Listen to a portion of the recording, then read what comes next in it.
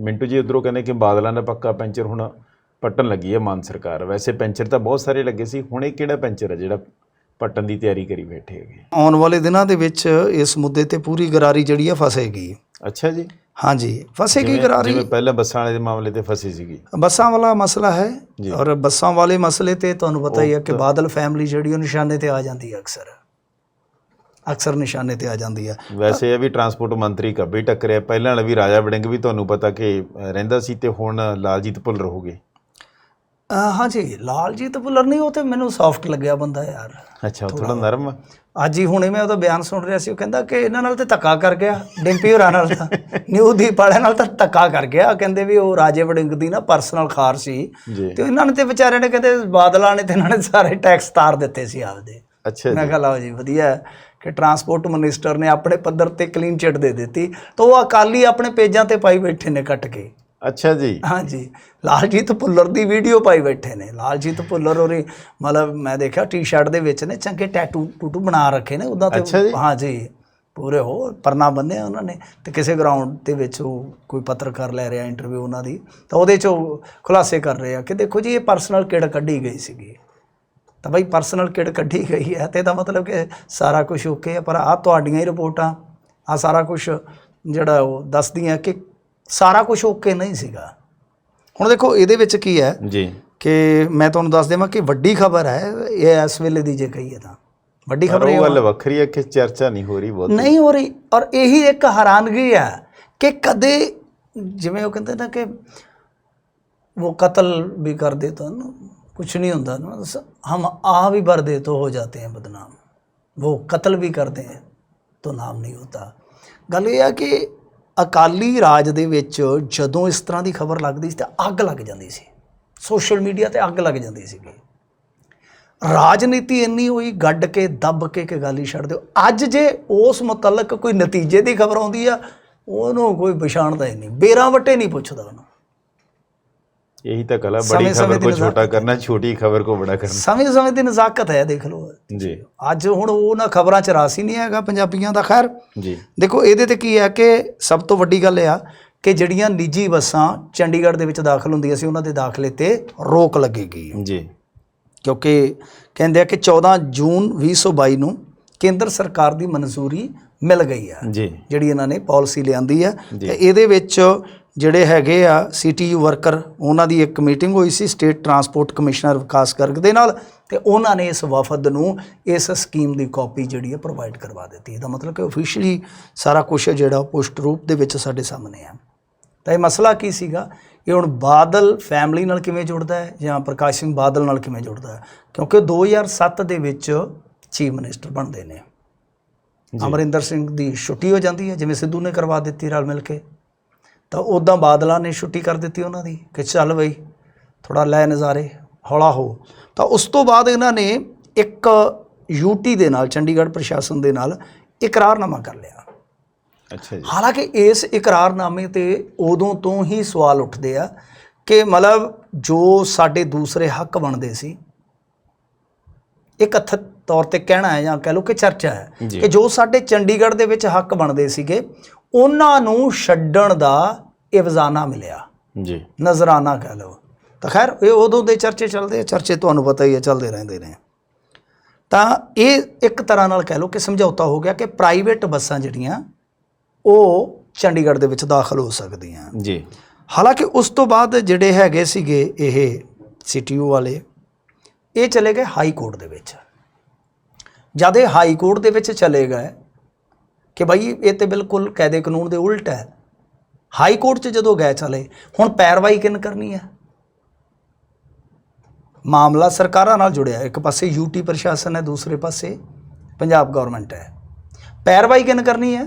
ਪੈਰਵਾਈ ਕਰਨੀ ਹੈ ਸਰਕਾਰਾਂ ਨੇ, ਜਿਨ੍ਹਾਂ ਨੇ ਪਹਿਲਾਂ ਇਕਰਾਰਨਾਮਾ ਕੀਤਾ। ਇਹਨਾਂ ਨੇ ਕੀ ਕੀਤਾ ਕਿ ਉਸ ਪੈਰਵਾਈ ਦੇ ਪੈਰ ਹੀ ਨਹੀਂ ਲੱਗਣ ਦਿੱਤੇ ਸਰਕਾਰਾਂ ਨੇ, ਪ੍ਰਸ਼ਾਸਨਾਂ ਨੇ। ਤਾਂ ਉਸ ਤੋਂ ਬਾਅਦ ਕੁਝ ਹੋਰ ਟਰਾਂਸਪੋਰਟਰ ਚਲੇ ਜਾਂਦੇ ਨੇ ਹਾਈ ਕੋਰਟ ਦੇ ਵਿੱਚ। ਤਾਂ ਉਹਦੇ 'ਚ ਕੀ ਹੋਇਆ ਕਿ ਇੱਕ ਖਾਸ ਟਰਾਂਸਪੋਰਟਰ ਆ ਵਿਜਯੰਤ ਟਰੈਵਲਰਸ ਵਾਲੇ, ਇਹਨਾਂ ਦੇ ਮਾਮਲੇ ਦੇ ਵਿੱਚ 1999 ਤੋਂ ਬਣੀਆਂ 2011 ਤੱਕ ਸਾਰੀਆਂ ਟਰਾਂਸਪੋਰਟ ਸਕੀਮਾਂ ਜਿਹੜੀਆਂ ਸੀਗੀਆਂ ਉਹ, ਤੇ ਨਾਲ ਜੋ ਅਮੈਂਡਮੈਂਟ ਸੀਗੀਆਂ, ਜੋ ਸੋਧਾਂ ਸੀਗੀਆਂ, ਉਹ ਸਾਰੀਆਂ ਰੱਦ ਕਰ ਦਿੱਤੀਆਂ ਗਈਆਂ। ਪਰ ਤੁਹਾਨੂੰ ਯਾਦ ਹੋਏਗਾ ਕਿ ਅਮਰਿੰਦਰ ਸਿੰਘ ਸਰਕਾਰ ਵੇਲੇ ਰੌਲੇ ਤਾਂ ਬਹੁਤ ਪੈਂਦੇ ਰਹੇ, ਪਰ ਕਦੇ ਵੀ ਇਹ ਨਵੀਂ ਟਰਾਂਸਪੋਰਟ ਪਾਲਿਸੀ ਨਹੀਂ ਲਿਆ ਸਕੇ। ਪਹਿਲਾਂ ਇਹ ਕੀ ਕਹਿੰਦੇ ਹੁੰਦੇ ਸੀ, ਪਹਿਲਾਂ ਰਾਜਾ ਵੜਿੰਗ ਹੋਰ ਮਤਲਬ ਕਿ ਵੜਿੰਗ ਹੋਰੀ ਖਾ ਕੇ ਹਿੰਗ ਤੜਕੇ ਹੀ ਸਟੇਜਾਂ 'ਤੇ ਚੜ੍ਹ ਜਾਂਦੇ ਓਪੋਜੀਸ਼ਨ 'ਚ ਹੁੰਦੇ, ਉਹ ਇਹਨਾਂ ਸਾਡੀ ਵਾਰੀ ਆਉਣ ਦਿਓ, ਇਹਨਾਂ ਦੀਆਂ ਬੱਸਾਂ 'ਚ ਅਸੀਂ ਖੁਰਲੀਆਂ ਬਣਵਾ ਦੇਣੀਆਂ, ਬੱਕਰੀਆਂ ਪੱਠੇ ਖਾਇਆ ਕਰਨਗੀਆਂ। ਮਤਲਬ ਕਿ ਕਾਂਗਰਸੀ ਇਹ ਤਾਂ ਕਿ ਬੱਸਾਂ ਜਿਹੜੀਆਂ ਇਹਨਾਂ ਦੀਆਂ ਅਸੀਂ ਨੌਰਿਆਂ 'ਚ ਬੰਦ ਕਰਵਾ ਦੇਣੀਆਂ।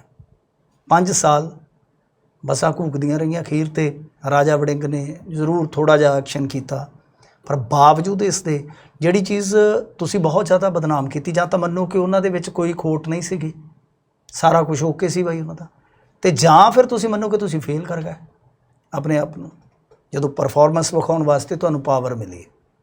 ਹੁਣ ਇਸ ਤੋਂ ਬਾਅਦ ਇਹ ਅੱਗੇ ਕੀ ਕਰਦੇ ਆ ਵੇਖਣਾ ਹੋਏਗਾ। ਪਰ ਹੁਣ ਦੇਖੋ ਕੇਂਦਰ ਸਰਕਾਰ ਦੀ ਪ੍ਰਵਾਨਗੀ ਹੋ ਗਈ, ਪੰਜਾਬ ਸਰਕਾਰ ਨੇ ਕੀ ਕਰਨਾ ਕਿ ਬਸ ਜਸਟ ਲਾਗੂ ਕਰਨਾ। ਪਰ ਇਹਦੇ ਵਿੱਚ ਵੀ ਮੈਨੂੰ ਇਉਂ ਲੱਗਦਾ ਕਿ ਦੇਖੋ ਜਿਹੜੇ ਪ੍ਰਾਈਵੇਟ ਟਰਾਂਸਪੋਰਟਰ ਨੇ ਉਹ ਹੱਲ ਕੱਢ ਲੈਂਦੇ ਆ, ਹੱਲ ਕੱਢ ਲੈਂਦੇ ਆ। ਉੱਥੇ ਨੇੜੇ ਤੇੜੇ ਤੁਹਾਨੂੰ ਪਤਾ ਹੀ ਹੈ ਮੋਹਾਲੀ ਸ਼ੁਰੂ ਹੋ ਜਾਂਦਾ, ਉੱਥੇ ਕਿਤੇ ਬਣਾ ਕੇ ਜਗ੍ਹਾ ਉੱਥੋਂ ਆਟੋ ਪੱਕੇ ਕਰ ਦਿਆ ਕਰਨਗੇ ਜੀ ਬਥੇਰੀ, ਕਿਉਂਕਿ ਇੱਥੇ ਗਾ ਹੋਰ ਆਪਸ਼ਨ ਹੈ ਨਹੀਂ। ਜਿਵੇਂ ਤੁਸੀਂ ਦੇਖੋ ਹੁਣ ਅਬੋਹਰ, ਮਲੋਟ, ਗੰਗਾਨਗਰ ਆਹ ਏਰੀਆ ਜਿਹੜਾ ਚੰਡੀਗੜ੍ਹ ਜਾਂਦਾ, ਉਹਦੇ ਕੋਲ ਕੀ ਆਪਸ਼ਨ ਹੈ?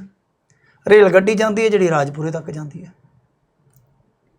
ਬੱਸ ਜਿਹੜੀ ਹੈ ਉਹ ਸਮੇਂ 'ਤੇ ਨਹੀਂ ਪੱਖਰਦੀ, ਤਾਂ ਫਿਰ ਤੁਹਾਨੂੰ ਮਜਬੂਰਨ ਨਿੱਜੀ ਬੱਸਾਂ ਦਾ ਸਹਾਰਾ ਲੈਣਾ ਪੈਂਦਾ, ਜਾਂ ਫਿਰ ਕੰਫਰਟ ਨਹੀਂ ਮਿਲਦਾ, ਉਸ ਕੰਫਰਟ ਨਹੀਂ ਮਿਲਦਾ, ਤਦ ਵੀ ਤੁਸੀਂ ਇੱਧਰ ਜਾਓਗੇ।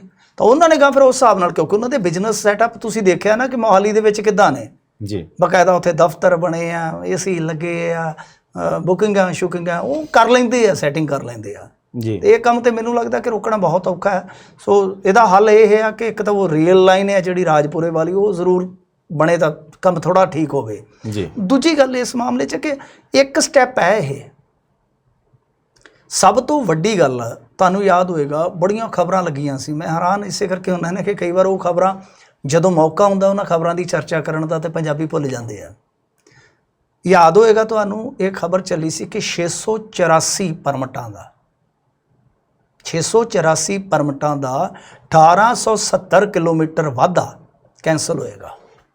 ਕਾਰਨ ਕਿ ਉਹ ਨਜਾਇਜ਼ ਵਾਧਾ ਹੈ। ਨਜਾਇਜ਼ ਵਾਧਾ ਕਿੱਦਾਂ ਕਿ ਦੇਖੋ ਮੋਟਰ ਵਹੀਕਲ ਐਕਟ ਦੇ ਵਿੱਚ ਇੱਕ ਪ੍ਰੋਵੀਜ਼ਨ ਹੈ ਮਾਨ ਸਾਹਿਬ ਕਿ 24 ਕਿਲੋਮੀਟਰ ਦਾ ਇਜ਼ਾਫਾ ਹੋ ਸਕਦਾ, ਵਾਧਾ ਹੋ ਸਕਦਾ ਪਰਮਿਟ ਦੇ ਵਿੱਚ ਜੀ। ਪਰ ਹੋਇਆ ਕੀ ਕਿ ਉਦੋਂ ਤੁਹਾਨੂੰ ਪਤਾ ਹੀ ਹੈ ਕਿ ਕਹਾਣੀ ਅੱਗੇ ਤੁਰ ਪੈਂਦੀ ਆ ਜਦੋਂ ਰਾਜ ਆਪਦਾ ਹੋਵੇ, ਕਿਉਂਕਿ ਇਹ ਸਿੱਧੇ ਤੌਰ 'ਤੇ ਕੌਨਫਲਿਕਟ ਆਫ ਇੰਟਰਸਟ ਹੈ। ਜੇ ਤੁਸੀਂ ਦੇਖੋਗੇ ਬਾਦਲ ਸਾਹਿਬ ਮੁੱਖ ਮੰਤਰੀ ਹੈ, ਬਾਦਲ ਸਾਹਿਬ ਦੀ ਟਰਾਂਸਪੋਰਟ ਹੈ, ਬਾਦਲ ਸਾਹਿਬ ਕੇ ਹੀ ਜਿਹੜੇ ਕਹਿ ਲਓ ਕਿ ਫਾਇਦੇ ਜੁੜੇ ਆ ਚੰਡੀਗੜ੍ਹ ਦਾਖਲੇ ਦੇ ਵਿੱਚ, ਸਿੱਧਾ ਕੌਨਫਲਿਕਟ ਆਫ ਇੰਟਰਸਟ ਹੈ।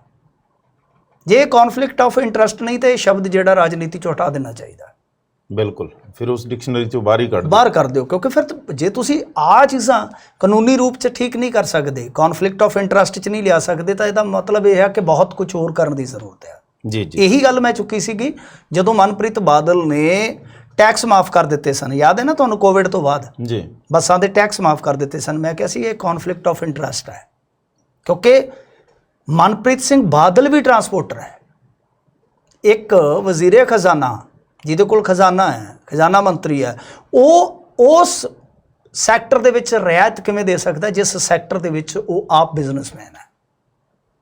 ਔਰ ਕਮਾਲ ਦੀ ਗੱਲ ਇਹ ਹੋਈ ਕਿ ਇੱਕ ਰਿਆਇਤ ਦੇ ਕੇ ਦੁਬਾਰਾ ਜਦੋਂ ਇਹ ਜਾਂਦੇ ਸੀ ਫਿਰ ਫਾਈਲ ਤੋੜ ਦਿੱਤੀ, ਉਦੋਂ ਫਿਰ ਸਾਡੇ ਵਰਗਿਆਂ ਨੇ ਰੌਲਾ ਪਾਇਆ, ਤਾਂ ਚਲੋ ਮਾੜਾ ਮੋਟਾ ਰੁਕ ਗਿਆ ਵੀ ਚਲੋ ਠੀਕ ਆ, ਟਰਾਂਸਪੋਰਟਰਾਂ ਨੂੰ ਜਿਹੜੀ ਰਾਹਤ ਬਣਦੀ ਦਿਓ, ਪਰ ਜੋ ਕਾਇਦਾ ਹੈ, ਜੋ ਅਸੂਲ ਹੈ, ਉਹ ਅਸੂਲ ਤੇ ਅਸੂਲ ਰੱਖਿਆ ਜਾਣਾ ਚਾਹੀਦਾ ਨਾ। ਹੁਣ ਇਹ ਦੇਖਣਾ ਹੋਏਗਾ ਕਿ ਕੀ ਉਹ ਜਿਹੜੇ ਵਾਧੇ ਹੋਏ ਨੇ ਉਹ 24 ਕਿਲੋਮੀਟਰ ਦੀ ਐਕਸਟੈਂਸ਼ਨ ਤੇ ਹੈਗੀ ਆ ਕਾਨੂੰਨੀ ਤੌਰ ਤੇ, ਠੀਕ ਆ, ਲੈ ਲਈ ਇੱਕ। ਇਹਨਾਂ ਨੇ ਕੀ ਕੀਤਾ ਕਿ 24 ਕਿਲੋਮੀਟਰ 24 ਕਿਲੋਮੀਟਰ 24 ਕਿਲੋਮੀਟਰ ਤੇ 24 ਕਿਲੋਮੀਟਰ ਕਿੰਨਾ ਹੋ ਗਿਆ 100 ਕਿਲੋਮੀਟਰ ਕੀ ਐਦੋਂ ਵੀ ਗਾਂਹ ਲੈ ਗਏ। ਮਿਸਾਲ ਦੇ ਤੌਰ ਤੇ ਇੱਕ ਪਰਮਿਟ ਸੀ ਪਟਿਆਲੇ ਤੋਂ ਨਾਭਾ, ਤਾਂ ਉਹ ਵਧਾ ਕੇ 24 ਕਈ ਵਾਰੀ ਉਹ ਬੱਸ ਫੜਨੀ ਸਟਾਰਟ ਹੋ ਗਈ ਬਠਿੰਡੇ।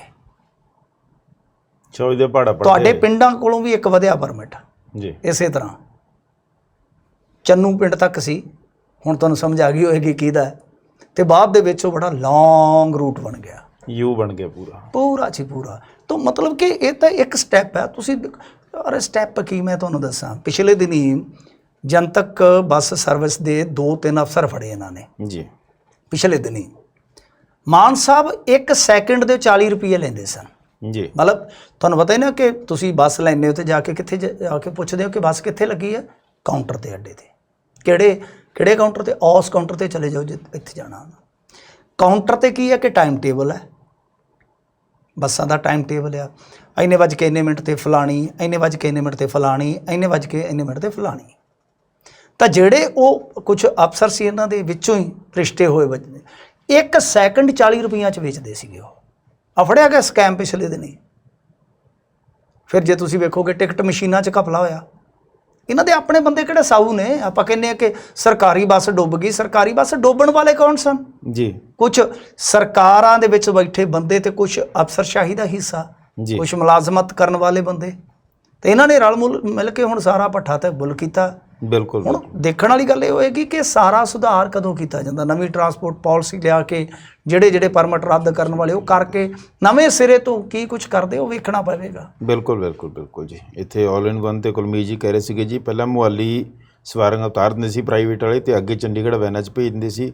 ਇਸੇ ਤਰ੍ਹਾਂ ਦੇ ਨਾਲ ਇਹ ਕਹਿ ਰਹੇ ਆਲ ਇਨ ਵਨ ਕਹਿੰਦੇ ਕਿ ਜੀ ਮੁਹਾਲੀ 43 ਦਾ ਬੋਰਡ ਲਾ ਦਿੰਦੇ ਸੀ ਤੇ ਅੱਗੇ ਵੇਰਕਾ ਚੌਂਕ ਤੋਂ ਆਟੋ 'ਚ ਪਾ ਦਿੰਦੇ ਸੀ। ਇਹ ਵੈਸੇ ਅੱਜ ਦਾ ਨਹੀਂ ਚੱਲਦਾ ਤਾਂ ਮੇਰਾ ਘੱਟੋ ਘੱਟ ਮਿੰਟੂ ਜੀ 2-2.5 ਦਾ ਕਹਿੰਦਾ ਇਦਾਂ ਹੀ ਚੱਲਦਾ ਸੀਗਾ। ਇਹ ਤਿਕੜਮਬਾਜ਼ੀ ਆ ਬਸ। ਉਹੀ ਗੱਲ ਹੈ ਨਾ, ਹੁਣ ਤਿਕੜਮਬਾਜ਼ੀ ਕੋਈ ਹੋਰ ਤਰੀਕੇ ਦੀ ਵਰਤ ਲਈ ਜਾਏਗੀ ਜੀ। ਪਰ ਕੰਪਲੀਟਲੀ ਜਿਹੜੀ ਨਵੀਂ ਟਰਾਂਸਪੋਰਟ ਪਾਲਿਸੀ ਲਾਗੂ ਕਰਕੇ ਜਿਹੜੇ ਬੰਦਿਆਂ ਨੇ ਇੰਨਾ ਕੰਮ ਕੀਤਾ, ਤੁਹਾਨੂੰ ਯਾਦ ਹੋਏਗਾ ਇੱਕ ਵਾਰੀ ਰਾਜਾ ਵੜਿੰਗ ਨੇ ਸ਼ਾਇਦ ਦੱਸਿਆ ਵੀ ਸੀਗਾ ਕਿ ਕਿੰਨੇ 1000 ਕਰੋੜ ਦਾ ਘਪਲਾ ਹੈ ਜੀ, ਸਾਰਾ ਓਵਰਆਲ ਦੱਸਿਆ ਸੀਗਾ।